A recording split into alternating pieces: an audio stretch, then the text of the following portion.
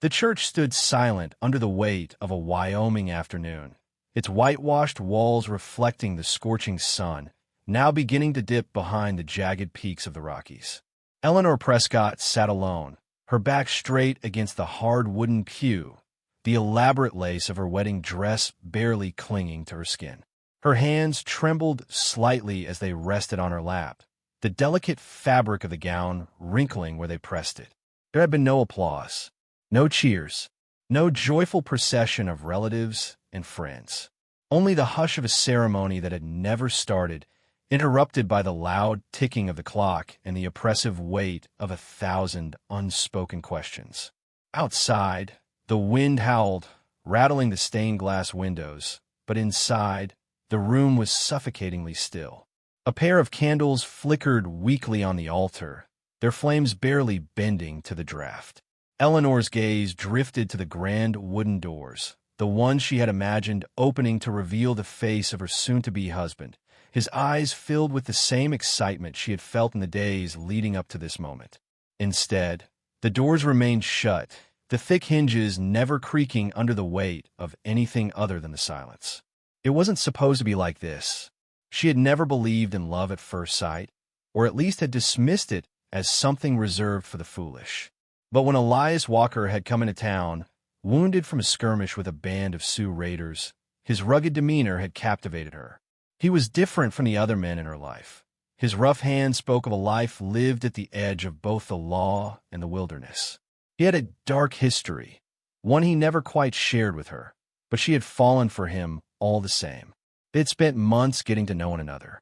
There were tender moments, quiet nights in front of the fire, his lips warm against hers, and his presence always just a breath away. And then, when he'd proposed, it had seemed like the beginning of something sacred, something that would forever bind them. But now, as she sat in her wedding dress, the weight of expectation pressed against her chest like a stone. No one had dared tell her the truth, not directly. But the murmurs of concern had been there, like the biting wind that always howled through the plains. "He's a drifter, Eleanor," her father had warned. "You can't trust men like that." The ranchers who gathered in the saloon would offer a wink and a nudge, as though the girl who had grown up on the frontier should know better than to attach herself to such a man. Her mother had warned her of Elias's volatile nature, of his wildness, but Eleanor hadn't cared. She was in love, and nothing would stand in the way of it, not even the ghosts of her family's past. As the day dragged on, the shadows in the church grew long. The air turned colder, heavier, as though the world itself was holding its breath, waiting for something that would never come. The guests had left, a few muttering apologies under their breath, casting her pitiful glances as they walked out. No one had stayed to comfort her. No one had bothered to ask if she was all right. They had simply drifted away, leaving her here, alone in the hollow of the church. She glanced at the bridal bouquet, untouched and perfectly arranged, the white lilies standing out against the sea of greenery. She had picked them herself just the day before, her fingers caressing the petals as if they would bloom just for her. Now, they seemed to mock her.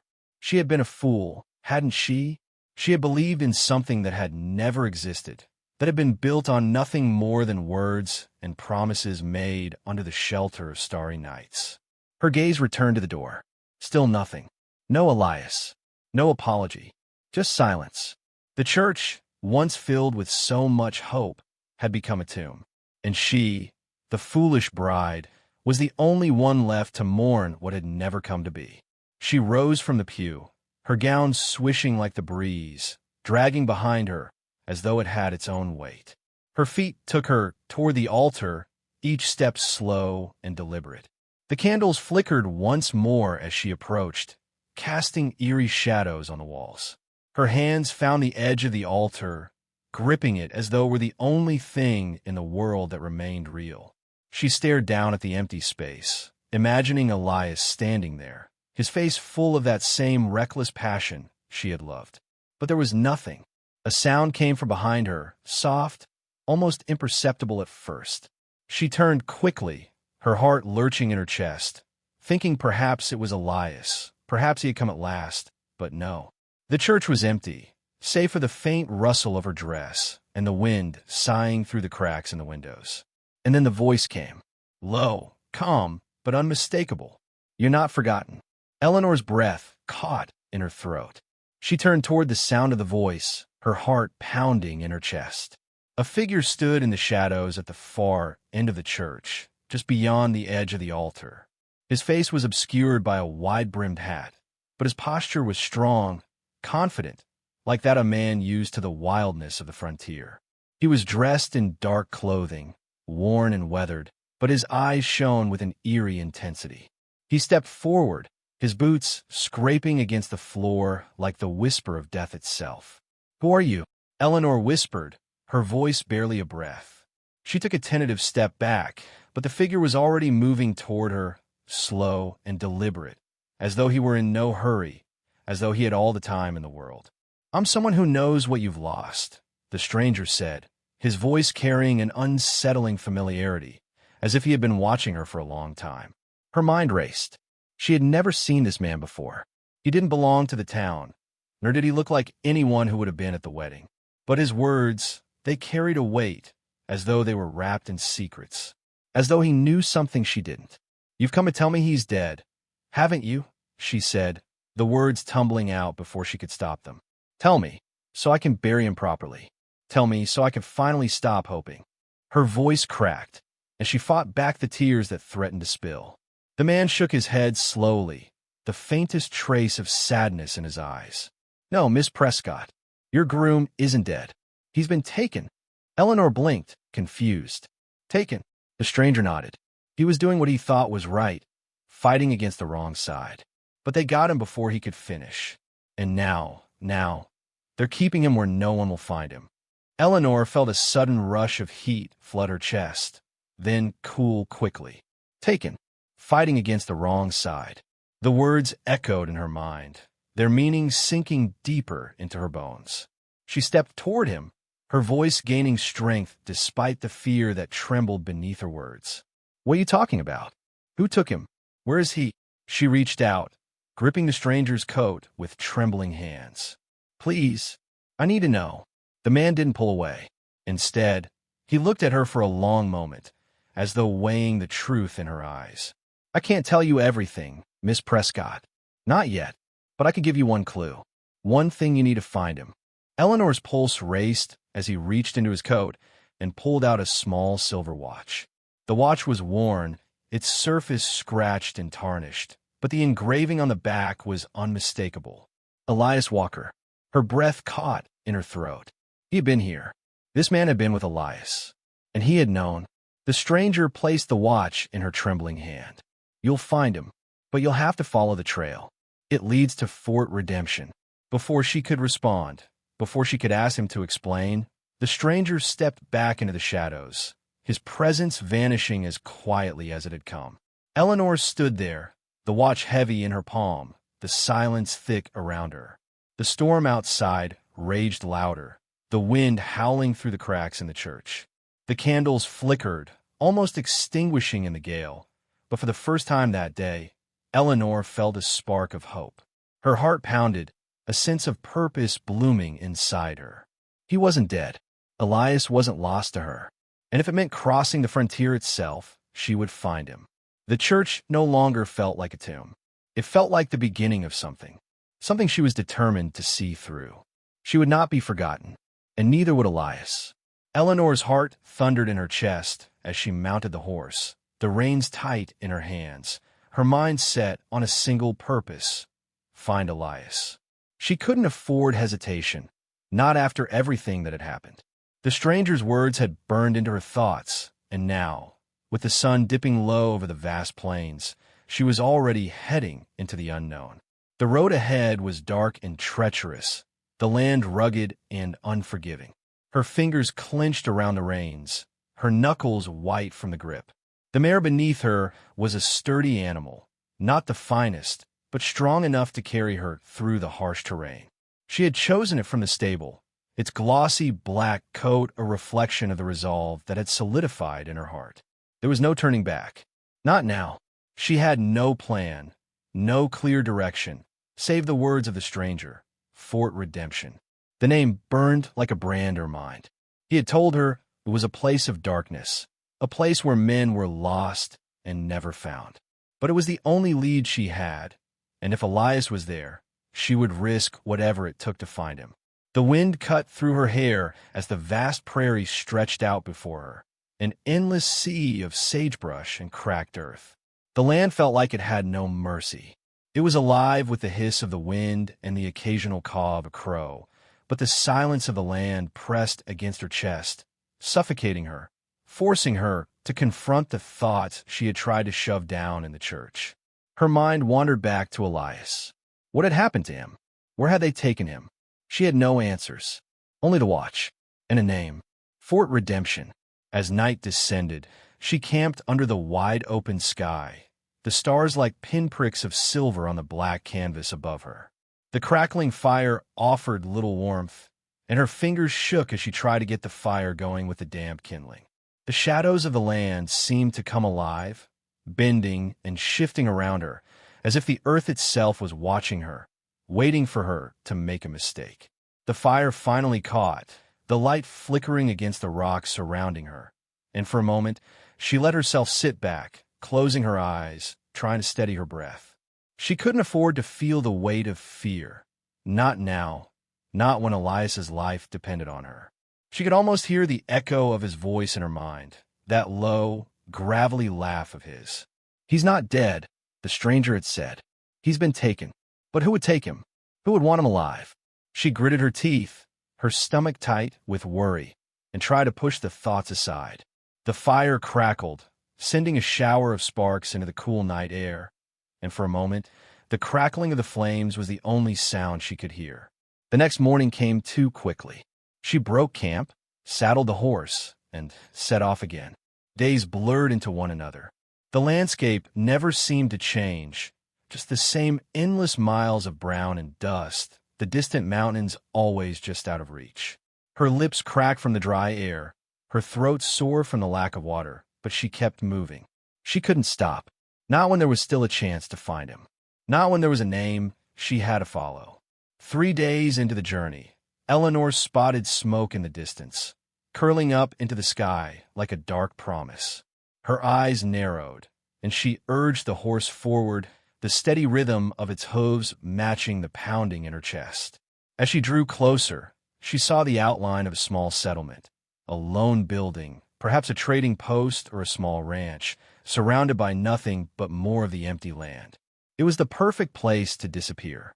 She approached cautiously, her hand resting on the revolver at her side. The wind was still, and the heat seemed to shimmer off the land. She didn't trust the stillness. The silence was unnatural out here, and she knew better than to walk into a place without knowing who or what she was up against. She reined the horse to a stop just short of the settlement, dismounting and tying the animal to a post. Her boots kicked up dust as she walked toward the building, her every step deliberate, each footfall heavy with the uncertainty of what she might find. The door to the structure stood slightly ajar, a faint light escaping from the crack, and a thin line of smoke snaked out from the chimney. She pushed the door open just enough to peek inside. The interior was dim, lit only by the weak glow of a single oil lamp on a wooden table. A man sat hunched over, his face shadowed, his hands steady as he worked on something small, his fingers nimble despite the age lines etched into his skin. He looked up, and his gaze met hers with a calm that unsettled her. "You lost, miss?" he asked, his voice rough like the scraping of stones. He didn't sound friendly, but he didn't sound threatening either. "I'm looking for someone," she said, her voice steady, betraying none of the fear that twisted in her gut. "A man named Elias Walker. He was taken. Have you seen him?" The man's eyes narrowed, his weathered face unreadable. For a long moment, neither of them spoke. Then he set down the object he had been working on, a small pocket knife, and stood. He was taller than she had expected, broad-shouldered, his face covered in a thick beard, his clothes worn but well-maintained. His eyes, however, were what caught her attention. Sharp, alert, and there was something in them that made her pause, something that reminded her of the darkness she had felt in the church when the stranger had spoken of Elias's fate. "You've got some nerve," asking questions about him around here," the man said, his tone darker now. He took a step toward her, his boots scraping against the floor. "People don't ask about Elias Walker unless they've already made up their mind about what they're getting into. And you don't look like the type who's ready for the truth." Eleanor didn't flinch. She had come too far back down now. "I'm not afraid," she said, her voice cold, her eyes never leaving his. "I need to find him." The man studied her for a moment longer, then gave a low grunt. "You think you could just ride out and get him back? You think you can walk into the hands of men who take people for a living and waltz out with what's yours?" He shook his head, a bitter laugh escaping his lips. "You're more foolish than I thought." Eleanor's jaw tightened, and she took a step forward, closing the space between them. "I don't care what it takes. I'm going to get him back. Tell me what you know." The man eyed her, his gaze appraising, as if weighing something in his mind. Finally, he sighed, the sound like the wind whistling through an open window. "Fort Redemption's not a place for the faint of heart," he said. "You'll need more than a gun and some courage if you want to survive the journey." He reached into his coat and pulled out a small piece of paper, handing it to her. "This'll get you started," he said. "It's a map to a supply cache not far from here. You'll need it if you're going to make it. You might not like what you find there, but it's the only way you're going to survive the next few days." Eleanor took the paper, her fingers brushing against his callous skin. She didn't thank him, not because she wasn't grateful, but because her mind was already focused on the path ahead. The map felt like the key to a locked door, and she couldn't wait to open it. "I'll find him," she said, her voice steady, a promise to herself. She turned to leave, the door creaking behind her, and the man's voice called out to her just before she stepped into the sunlit dust. "You might find him, but you might not like what you bring back." Eleanor didn't look back. She didn't need to. She already knew that whatever lay ahead, she was ready to face it. The air was thick with dust, and the smell of horses and sweat clung to the worn leather of the saddlebags. Eleanor rode with relentless purpose, her eyes fixed on the horizon where the jagged peaks of the mountains gave way to an unforgiving expanse of wilderness. Each step of her horse felt heavier, the weight of the journey settling into her bones. But she couldn't stop. Not now. Not when Elias was so close. The map, creased and torn from days of travel, guided her through rough terrain, each marker a promise, a hope. She had passed through barren stretches of land, never seeing another soul. No one to warn her, no one to stop her. She had followed the signs, the markers hidden in the rocks, the faintest trail leading west. And now, finally, she was here. Fort Redemption. The name burned in her mind like a brand. The place where lost men went to vanish. As she neared the gates of the fort, the harsh wind cut across her face, and a low rumble of thunder echoed in the distance. The fort itself was a sight born of desperation, a crude palisade built into the rock, its walls patched with weathered wood and iron. Guard towers loomed at each corner, empty but for the faint silhouette of a figure standing watch. The fort seemed more like a prison than a refuge, the kind of place that no one left unless dragged out in chains. Eleanor's heart pounded in her chest as she dismounted and tied her horse to a nearby post. The tension in the air was thick, as if the very earth knew something terrible was about to unfold. She walked toward the gates, her boots crunching on the dirt beneath her, her hand on the grip of her revolver. The men inside wouldn't be kind. They were the kind of men who lived on the edge of civilization, far from law or mercy. But she had come too far to back down. The guard at the gate was tall and broad-shouldered, his face hard as stone, his eyes wary as she approached. He didn't speak, just eyed her like a wolf scenting prey. Eleanor didn't flinch. She had prepared herself for this moment. Every second of the journey had led to it. The man's eyes flicked to the gun at her side, then back to her face, his expression unreadable. "I'm here to see Elias Walker," she said, her voice steady but sharp, like the edge of a blade. "I need to speak with him." The guard snorted, the sound rough and dismissive. "You're wasting your time, lady. No one gets in without good reason." His gaze shifted to the rifle slung over his shoulder, then back to Eleanor, sizing her up. "You do well to turn around. This place ain't for the likes of you." Eleanor's jaw tightened. I'm not leaving without him. The guard stepped forward, closing the space between them. His breath reeked of cheap whiskey, and the heat of the sun made his skin glisten with sweat. His hand drifted to the handle of his rifle. But before he could make a move, a voice called out from behind him. "Let her through." The guard froze, his hand hovering near the rifle, then slowly turned. Eleanor followed his gaze to the figure stepping from the shadows of the gatehouse. A man dressed in dark, faded clothes, his boots silent on the ground as he approached. His face was weathered, his eyes dark and calculating, a scar running down the side of his neck. But it was the set of his jaw, the way his lips barely moved, that told her everything she needed to know. This was no ordinary man. This was someone who held power here. "I said, let her through." The man repeated, his voice low, but his command absolute. The guard hesitated, then stepped aside, his eyes still filled with suspicion, but the authority in the stranger's voice was enough to make him back down. Eleanor didn't wait. She walked past him, her boots making steady, purposeful sounds as she crossed the threshold into the fort. Inside, the air was thick with the smell of sweat, horses, and gunpowder. The fort was a collection of crude buildings, a few men moving about, some carrying supplies, others lounging in the shadows, their eyes darting toward her. They were all watching her. They knew why she was here, and that knowledge made them dangerous. "Follow me," the man said, his voice cutting through the tension like a knife. Eleanor didn't question him. She knew better than to show fear in a place like this. She kept her eyes forward, every sense heightened, her hand still resting on the grip of her revolver. He led her into one of the barracks, a dimly lit room with rough-hewn wooden walls and a low ceiling.